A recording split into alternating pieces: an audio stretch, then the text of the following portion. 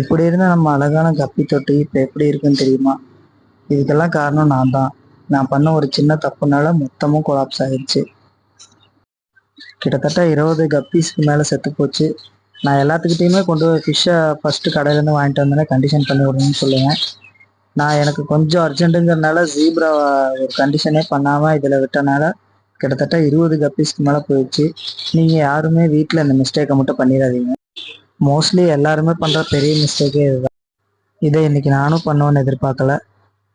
மீதி இருக்க கப்பீஸ் இவ்வளோதான். இதுலேயே நல்ல கலெக்ஷன்ஸ் எல்லாம் இருக்குது, நல்ல கலர்லேயும் இருக்குது.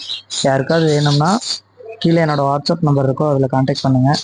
ஆல் ஓவர் தமிழ்நாடு ஃபுல்லாக நம்ம ஷிப்பிங் போட்டுட்ருக்கோம். எப்போ வேணாலும் எடுத்துக்கலாம். கொரியர் சார்ஜஸ் மட்டும் எக்ஸ்ட்ரா வரும். அதே மாதிரி சண்டே நம்ம எக்ஸாட்டிக் ஃபிஷ்ஷஸும் எடுப்போம்.